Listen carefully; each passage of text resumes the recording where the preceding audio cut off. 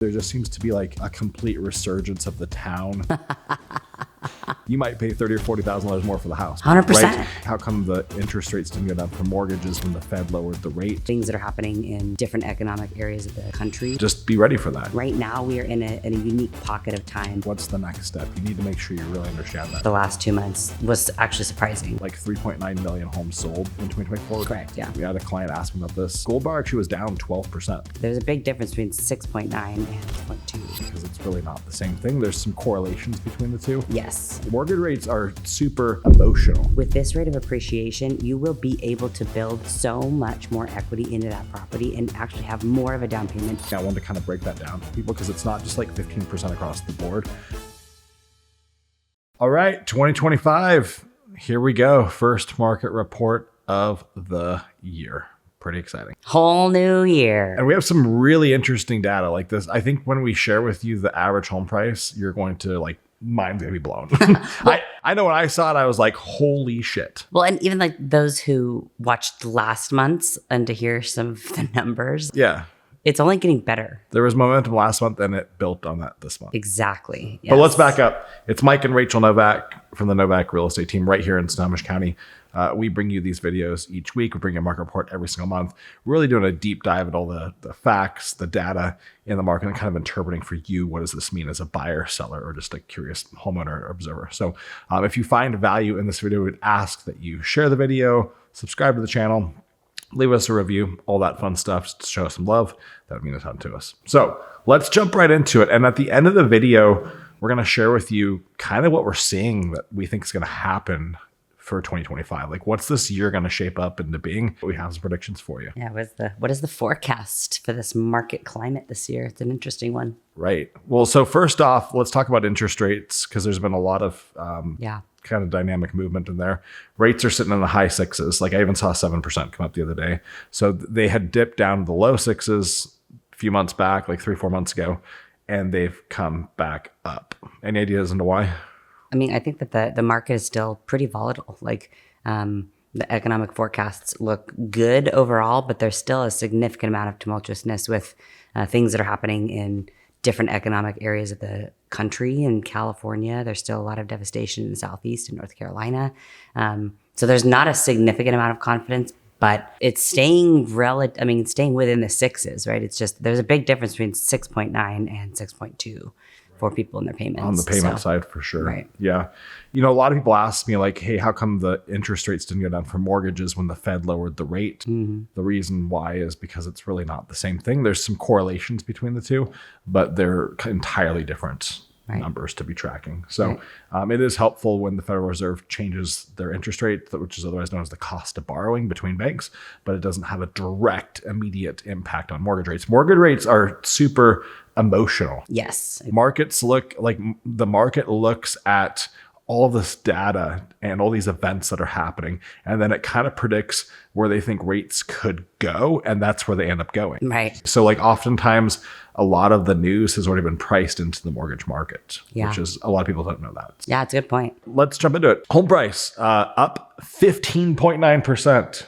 I'm going to say it again, 15.9%. Year over year, appreciation overall in Snohomish County has gone up 15.9%. I didn't see this one coming. I didn't either at all, especially the way that this last fall has been. But we felt it. We felt massive momentum in the buyers in the market in November and December, which we don't typically feel. And we started seeing the results of that in last month's market report, seeing the 10% appreciation year over year. So to see 15.9% the next month year over year it's a big deal. Right. I was really surprised to see this. I thought maybe we'd be up 5 to 6% year over year. But this kind of like makes me think that we might be seeing more of this later this year. Yeah.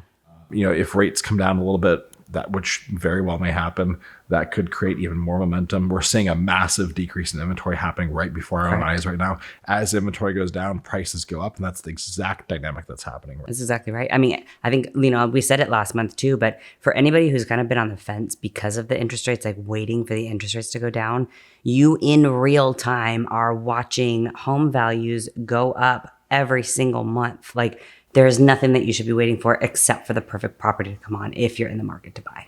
Yeah, and not even perfect, but like a home that checks like most of the boxes. Yeah, I mean, like perfect for right now. If it's like an 8 or a 9 out of 10, that's probably a house to buy. Exactly. Right? Yeah. Because what this tells us is the cost of waiting is a lot more than people think. 100%. Right? If you wait 3 or 4 months, you might pay $30,000 or $40,000 more for the house, which is a crazy dynamic to think about, but it's something that you need to be aware of. Well, and I mean, even just look at the appreciation schedule from last month to this month, 5.9% increase year over year. Like that's a down payment. Yeah, So for sure.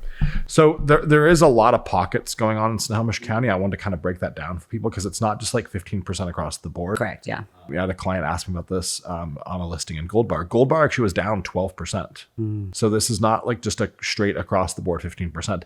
It's quite pocketed, and there's not a lot of rhyme or reason to these pockets. Gold Bar is actually kind of a value-based market, meaning like it's kind of in the lower end of prices. So you'd think it'd be appreciating relatively well, but it hasn't been in the last couple of months. Some of the other notable ones, Everett was up 28%. Holy cow. Everett has got some massive momentum to it right now. And I'm not totally sure why. There just seems to be like a complete resurgence of the town. There seems to be a lot of people that are choosing to make Everett their home, likely because it still was cheaper than Linwood. They're coming up on parity very quickly, though. Yeah, they are. Granite Falls, shout out to our hometown there, 29% appreciation in the last year. Granite Falls has become the new place for families to move and still be within driving distance for everything they need. Because, there's a lot of families out there who are getting completely priced out of Lake Stevens, which has a great school district, which is a great area to live, very central. But Granite Falls is only 15 minutes outside of Lake Stevens, is not very far, and you can get quite a bit more home for that money. So like we're talking hundreds of thousands of dollars of difference for the same property. Yeah, I was surprised to see that Granite and Gold Bar went totally opposite directions. Yeah, no kidding. Because they were both kind of on the value side of markets, So Shout out to Granite. It's getting up there. yeah, and then Stanwood went up 22%. So also another really strong market right now also. So the takeaway from this is, timing does matter, obviously. And if you're just going to wait for like 6 to 12 months, that could be problematic for you. I've had a lot of conversations with buyers where they want to wait and save more money. And the reality is the cost of waiting to save more money could cost you a fortune. Yeah. Like it's very counterintuitive. It doesn't make a lot of sense to people, but when you see this appreciation happening, this could cost you a ton of money, right? So as soon as you have even a small down payment, or maybe do a zero down option, we've shot videos on how to buy homes with zero down. There's 4 or 5 ways to do it, and get your closing costs covered in some way, shape, or form. Buy the house, right? Like really, as soon as you can afford the monthly payment, buy the house. Well, and I would almost, you said a home that's maybe an 8 or a 9, and I would almost counter that. Like there's so not counter it like I disagree. I do agree, but I think there's a lot of opportunities that if a home is not in great cosmetic shape, or if it doesn't fit exactly the bill perfectly that you're looking for, getting into something that's like a 7 for you and like sacrificing for those couple of years, with this rate of appreciation, you will be able to build so much more equity into that property and actually have more of a down payment for that next upsize. So I think we probably beat a dead horse saying this every single month, but man, like the power of appreciation and being able to have a consistent payment, whether or not that home is perfect for you right now, like it's a worthy sacrifice for a couple of years to build income without doing anything different but paying your mortgage and then buy something better. Yeah, if you're a renter, I think that's really who you're speaking to right now. Then the lesson here is buy something, right? Yes. And don't try to buy the dream house on your first home purchase, right? Just get something so you can start building that equity and realizing that appreciation that everyone else is getting right now. And then, maybe 3 to 5 years later, you buy the next house. Most people buy 5 homes in their life. So don't just go for the dunk shot on the first house. Well, and if you think about like how fast 3 to 5 years goes, like for a lot of people who've been renting for a long time, 3 to 5 years, guys, that was 2020. It was 5 years ago already. Like that flew by. So the next 3 to 5 years will go just as fast. And wouldn't you rather be accumulating equity in a property, regardless of if it's perfect, than paying somebody else's mortgage for the next 5 years? Right. It's important. That concept of a starter home has kind of been lost in the last few years. Like people just go, they either say, hey, I want this dream house, or I don't want any house. And I think people need to revisit that. Agreed. Yep. All right. So new listings, they went up 18%. This is not really a surprise, kind of the trend all year long. You're just seeing more sellers that have decided they want to list their home. They're not going to wait any longer. We had a lot of kind of pent up seller demand when interest rates went up, where people didn't sell. And so you're just seeing a lot more listings coming on, which is good. We need more options and homes to sell. For sure. Yeah. The days on market went up 3 to 33, which that is just simply a reflection of all of the inventory that was sitting in the fall finally closing now. So like, I don't think that actual days on market 33, that it doesn't feel like that from now going forward into spring. You're not going to feel like homes are sitting on the market that long. But because of the homes that had sat in October and November finally going under contract, those averages are finally hitting the data points. That's what we're seeing for that. Yeah, I would guess that in the next 2 to 3 months, days on market goes down to like 12. Yeah, I agree. So just when you look at the decreased inventory happening right now, the inventory is up 23% year over year, but it's down month to month. So important distinction there. And then months of inventory supply. Like I always tell people, like this is the crystal ball into where prices are going to go. If you see the months of inventory going up and going up quickly, you're going to see price softening. When you see go down and go down quickly, you're going to see massive price appreciation. We've seen it come down a lot. Yes. Actually 1.8 months at one point in 2024. 2 months ago, yeah. And now it's 0.9 months. So we're below 1 month inventory again.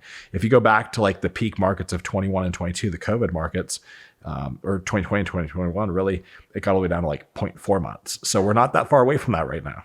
Could happen again. Yeah. So, I mean, that tells us right there, like the fact that the months of inventory is going down so steeply, so quickly, month over month right now, it means that prices are likely going to continue to go up at a very fast way. Yeah. Absolutely.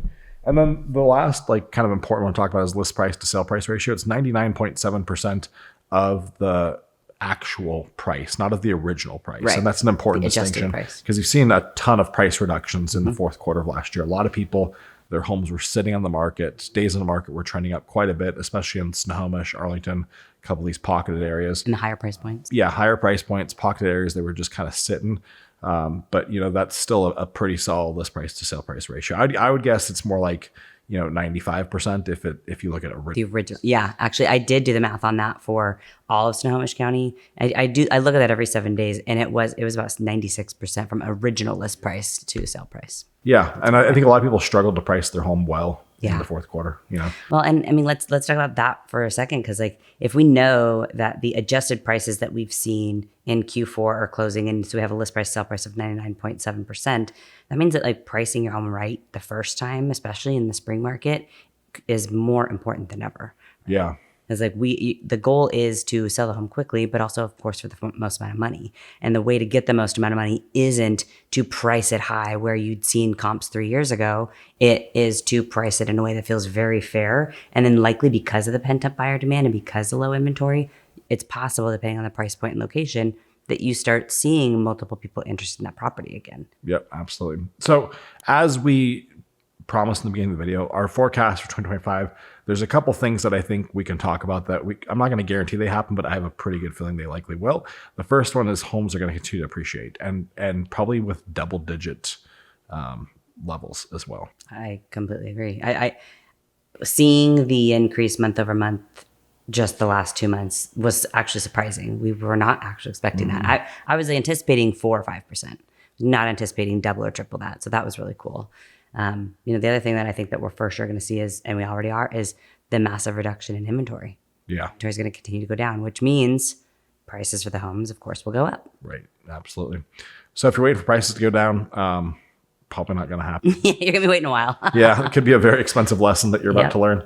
I would just, again, I'd think about buying that home as soon as you can and not delaying, especially if you're only delaying to save more money or you're delaying just because you have this kind of like story in your mind that you think prices are going to go down.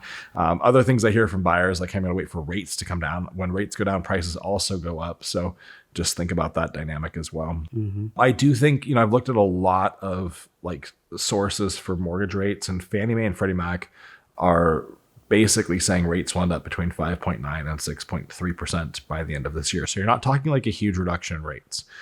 You know, you're talking like 0.6 to 0.8 reduction from where we're at right now. Not massive. But that every little bit of percentage, I don't remember the exact statistic, but it's like every, 0.5% that it goes down, 0.5% it goes down. there's X amount of like 2.5 million buyers coming to the market because they can now, Yeah. they can afford those purchase prices.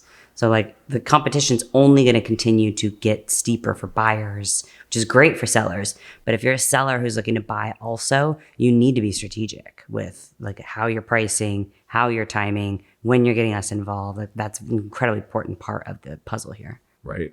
I think you're also going to see a lot of sellers sell this year. You know what I mean? Like it's going to continue like we saw last year, where the built up seller demand is going to continue to come on market, and you're going to see a lot of new listings. But those new listings can get swallowed up very quickly because of the amount of pent up buyer demand as well. Like there's a lot. I mean, if you look at the national statistics, there was like 3.9 million homes sold in 2024, which is like the lowest it's been in a really, really long time. And most people are predicting 5 million plus home sales for 2025. So everyone is thinking that home sales are going to pick up like 20% from last year. So just be ready for that, you know. And if you're thinking about buying, you know, the first step is really get pre-approved and talk to a lender to understand how much is your payment going to be, how much money do you need to come up with, and make sure you're comfortable with that. Because a lot of people have sticker shock when it comes to monthly payment. And if you're putting a small amount of money down, like I'm talking to the 3 to 5% people, you need to be comfortable with at least a $4,000 a month payment. If you're going to buy a home that's more like the average home price of close to $900,000, I'm talking more like $6,500. So is that a payment you can actually swing, or is that just not feasible? You need to know that. Once you know that, you need to meet with your agent, us, so it can really walk you through the home buying process, get you up to speed on the market in that moment, and really identify what you're looking for. What about if you're selling? If you're selling, it's more important than ever to get us involved months ahead. Like the people that I'm working with now who are going to be listing in the next month, I've been working with since last September. People that are just starting conversation now, we're looking at April and May for listing. Like it's incredibly important that we go into spring selling season with a game plan, and the game plan cannot always be put together in 2 weeks, right? Right now we are in a unique pocket of time where contractors, vendors, people who are you're going to need to do some things around the property cosmetically, maybe get updates done. Maybe it's just repairs, right? Some deferred maintenance items that need to be addressed. Those people are available right now. Come mid-February, in the next couple of weeks, those people are going to be slammed. And so anybody waiting and thinking, oh, well, I don't want to sell till May, so I'll get them involved in April.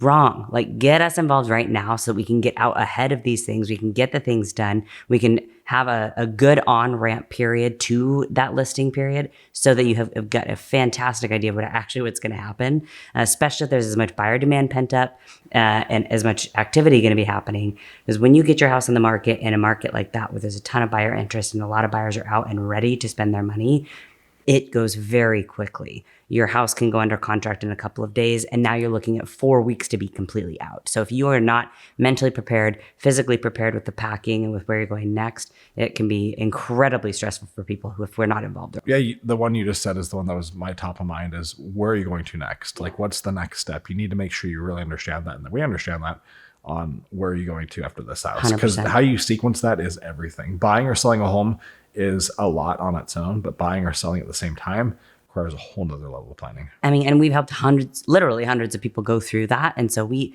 can kind of help navigate like the ins and the outs and help you avoid the pitfalls of like the fear of being homeless, right? Like that's literally people's biggest fear is I don't want to end up homeless. I don't want to sell my house and then be under contract to give this away without anywhere to go. So that's why we get involved early. Like we come up with a game plan A, plan B, plan C. So we know exactly which way we can go depending on how the market responds to your house. Right. And there's 3 or 4 ways to do that at least, but they each have pros and cons that depend on the market. Exactly.